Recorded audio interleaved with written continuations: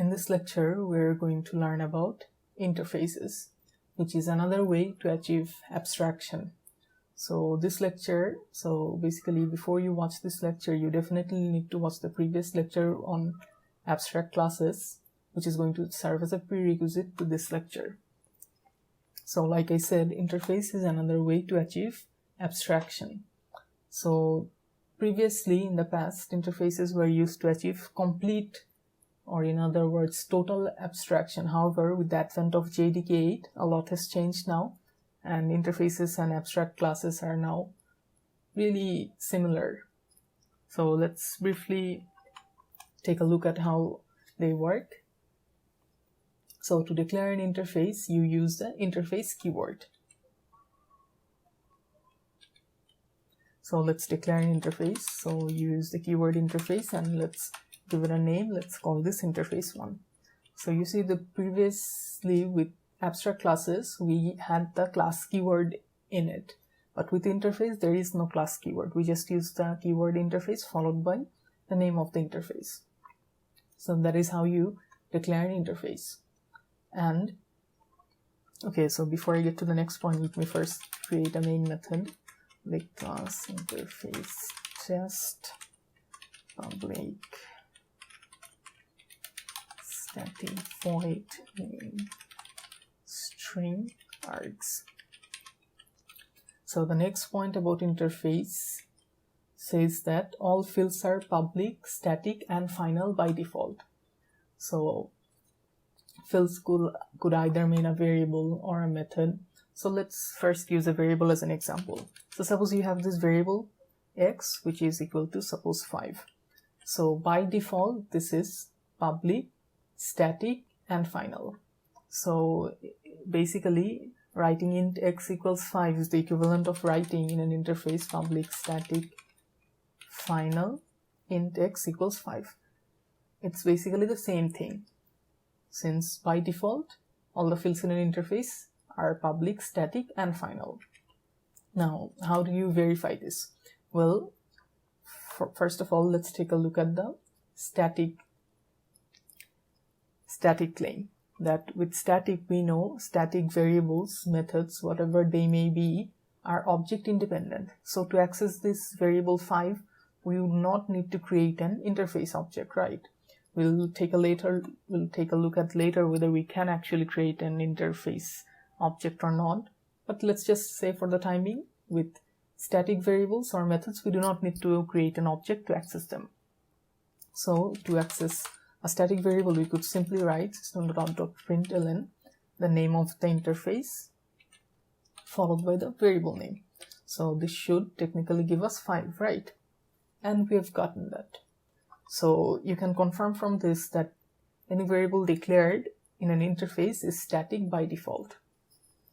So now let's test the final claim. So now before we test the final claim, let us instead take a look at the next point, which we are going to have to implement anyway. So a class that implements an interface must implement all the abstract methods declared in the interface.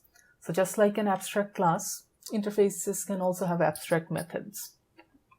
Since I previously said, interfaces are used to achieve abstraction as well. So let's create an abstract method called void. Let's call this demo. So void demo. And since it's going to be an abstract method, I'm going to end it here with a semicolon. So this is basically an abstract method. You already know how this works. Now the point here that we are going to concentrate on is that a class that implements an interface must implement all the abstract methods declared in the interface.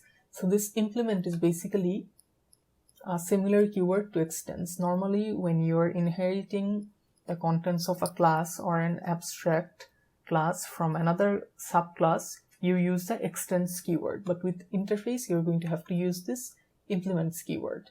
So let's do this. Let's create a class called, let's just call this subclass. Class subclass implements interface 1. So normally, again, let me repeat that if this was any other class, whether it be abstract or a regular class, you'd have to use an extend keyword here. But since this is an interface, we're using a new term called implements. So a class that implements an interface must implement all the abstract methods declared in the interface, right? So what this means is that I have to give this demo method an implementation. If I don't, let's see what happens if I run this code.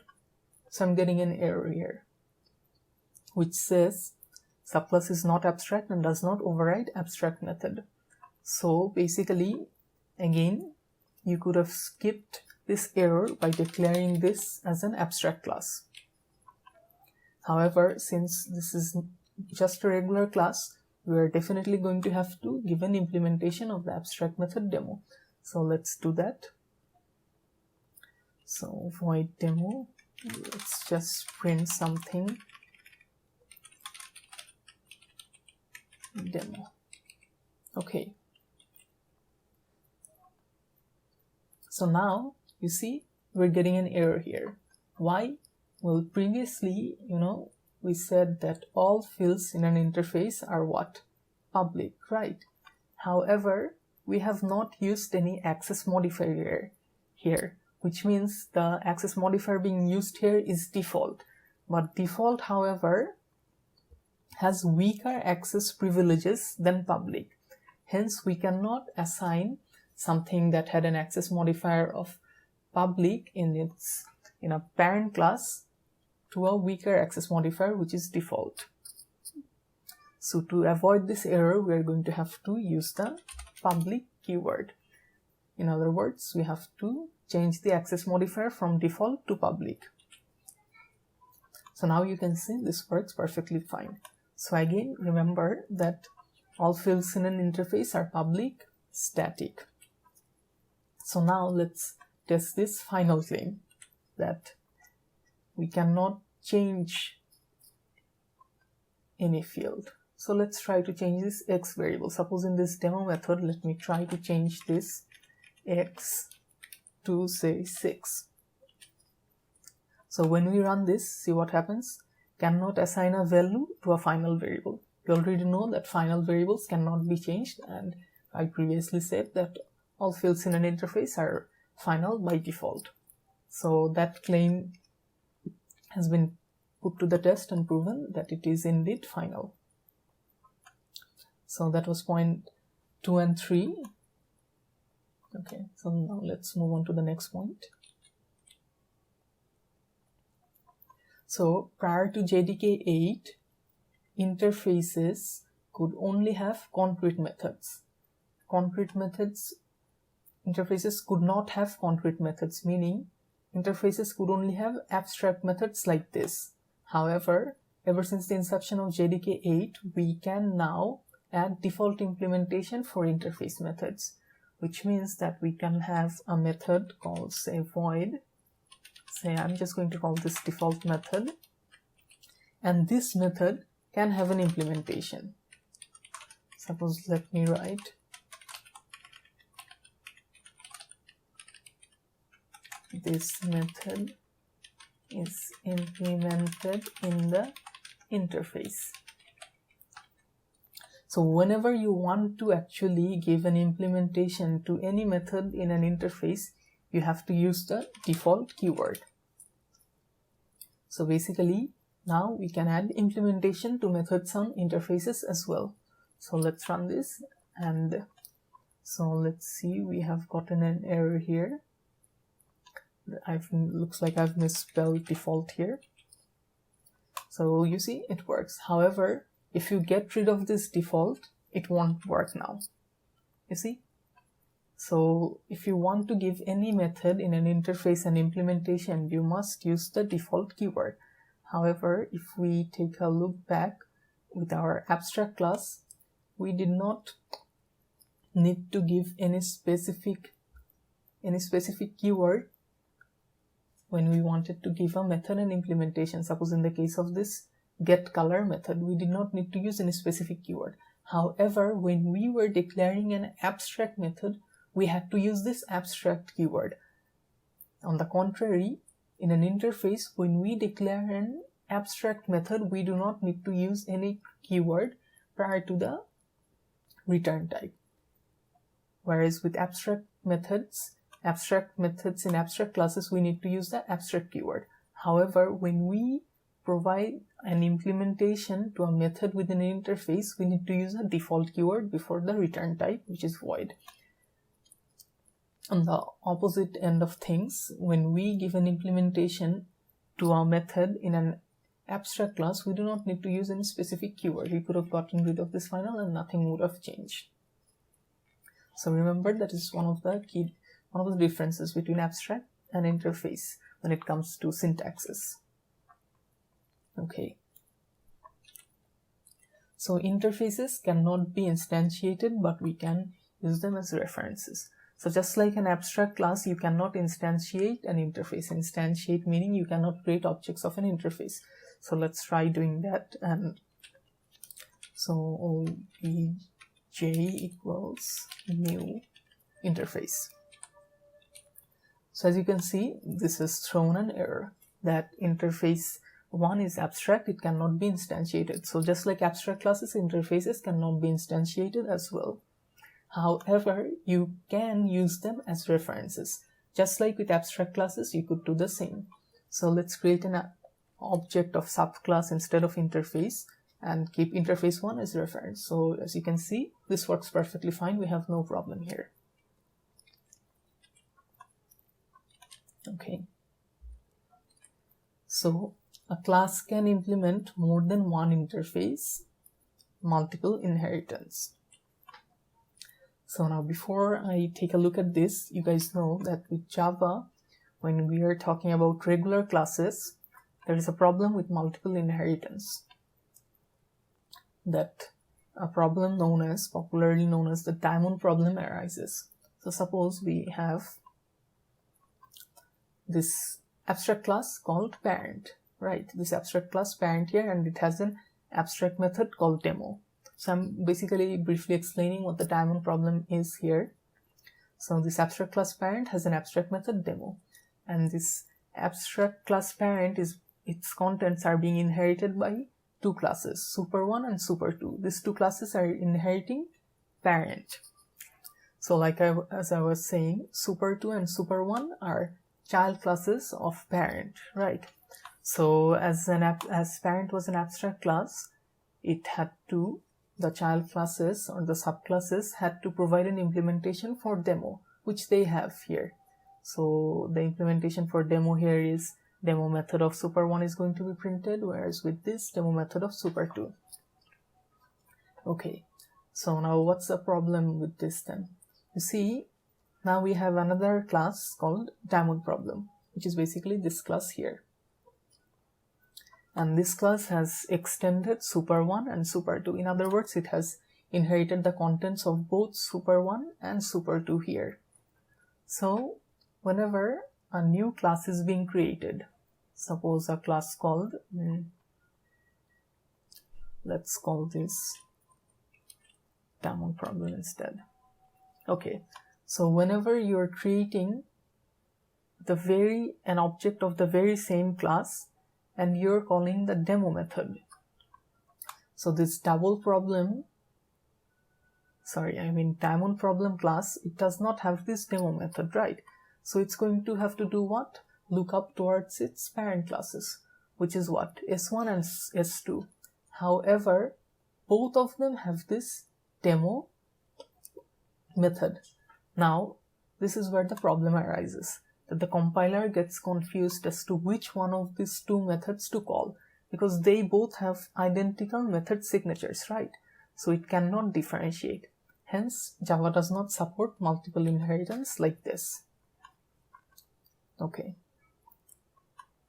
However, if it were to inherit the contents of just super1, this problem would not have arisen. And so that was basically the diamond problem in a nutshell.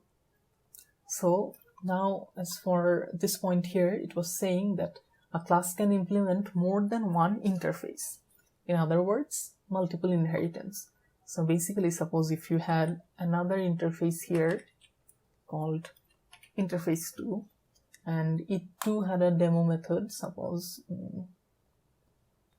let's just print 2 here, and let's just print 1 here. So both of these have same methods, default methods, and I'll get rid of this abstract method here. So now what it's saying is that a class can implement more than one interface, which means this subclass here can implement interface 1 as well as at the same time it can implement interface 2.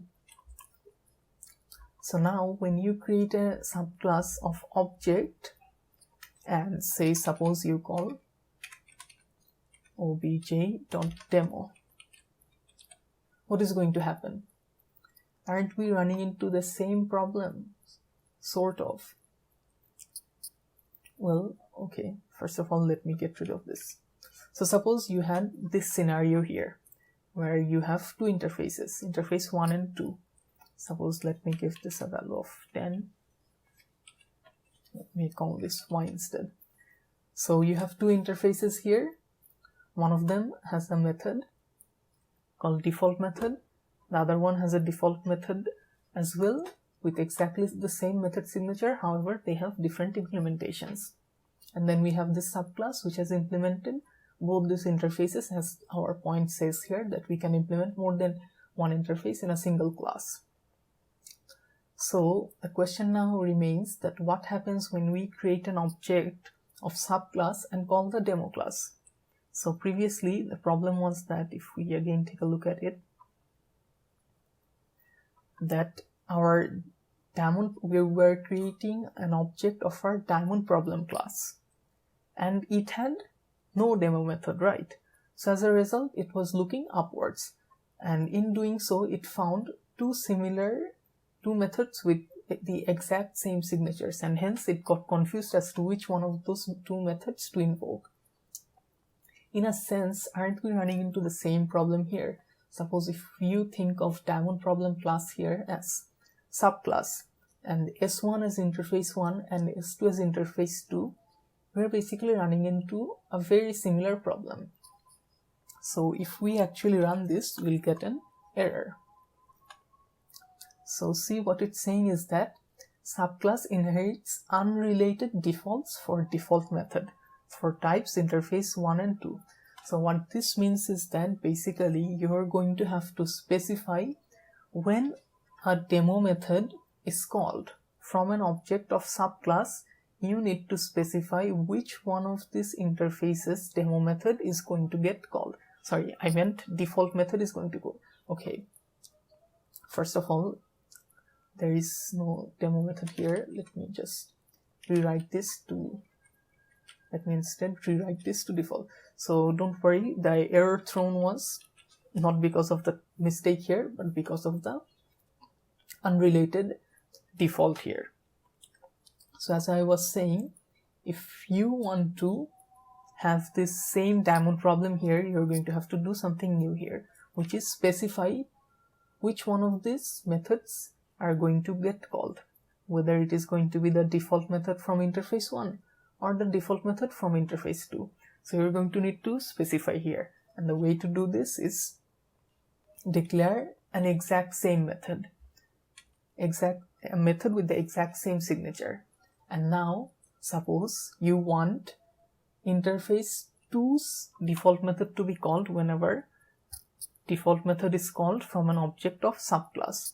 So what you're going to have to do here is that you're going to first explicitly have to mention the name of the interface followed by super, because you're trying to call a method of a parent class followed by the name of the method, which in this case is default method. So by doing this, you're basically avoiding the diamond problem. So now basically whenever your default method is going to get called from here, you have already specified that you should always invoke the one from interface 2. And so in this way, the diamond problem has been erased. Okay. So I use default here, as you all know from this point here where all fields in an interface are what? Public, right? So we must assign a public access modifier here. So as you can see, since I used the interface, sorry, I wrote interface, I meant to write interface 2 here. Since we wrote interface 2 here, interface 2's default method got called. If we had written interface 1 here, whenever we invoke the default method from a subclass object, interface 1's method would have been called.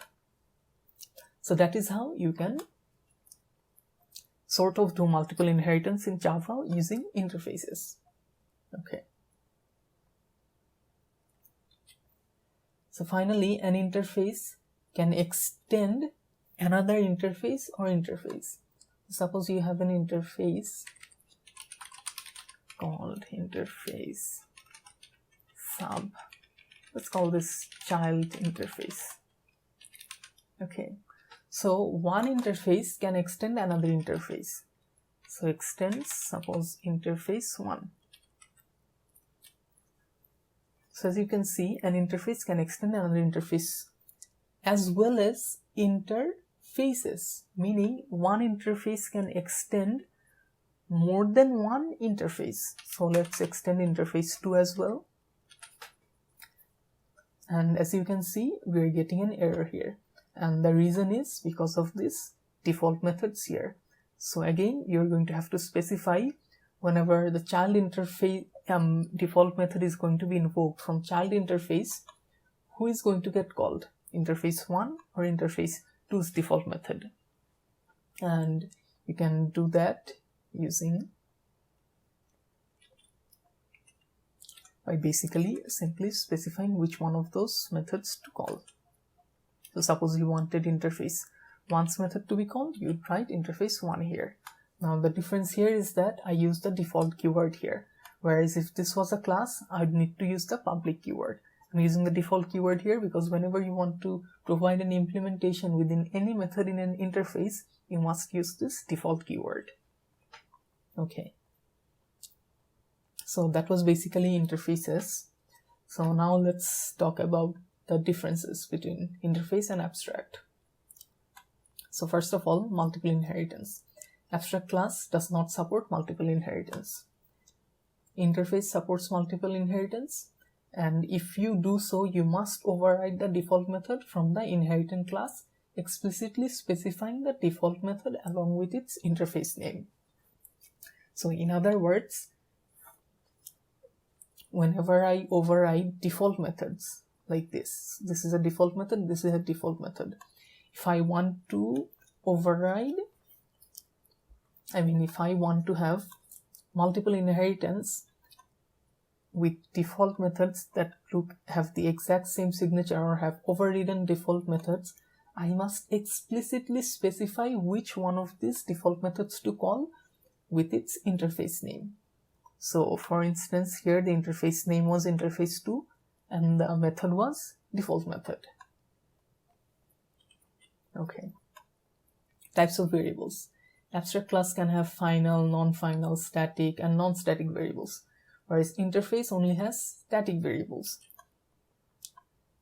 So you can try declaring this to be, so let's try declaring an interface variable to private. We already know that they are by default public. However, as you can see, this does not work. You cannot have a private variable in an interface. Also, if you were to try, suppose, unprotected, it also wouldn't work. Oh, I meant protected, it also wouldn't work. See, modifier protector not allowed here. So while abstract classes can have final, non-final, static, non-static variables, interface can only have static and final variables. Okay.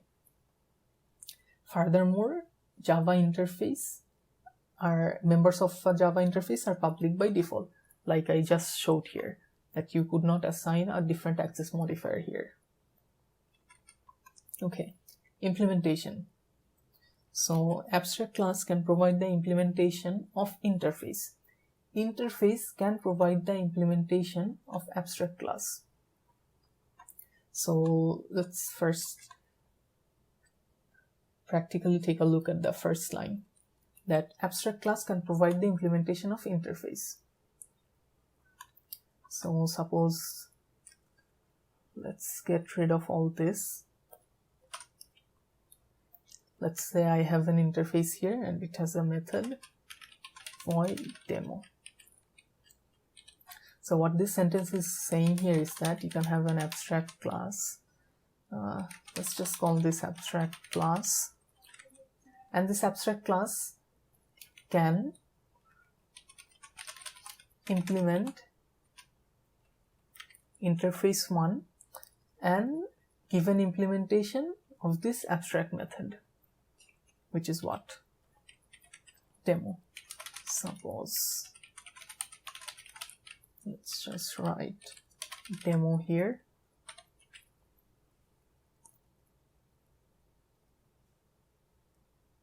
So it should be implements.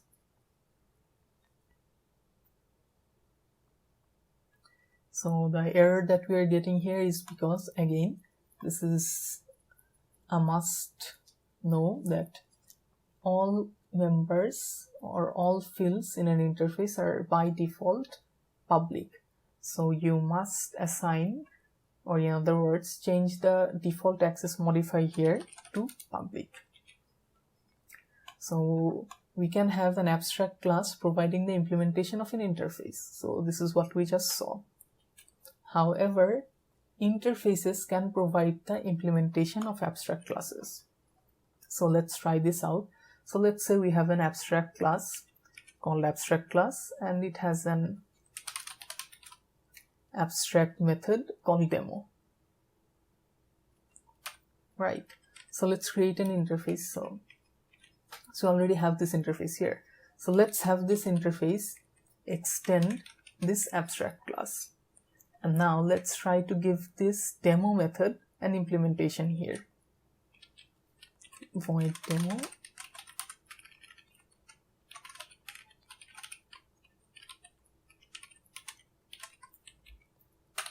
So what it's saying is that this won't work. And as you can see, we have been getting a lot of errors. So, in other words, you can have an abstract class providing the implementation of interface, but the other way around is not possible.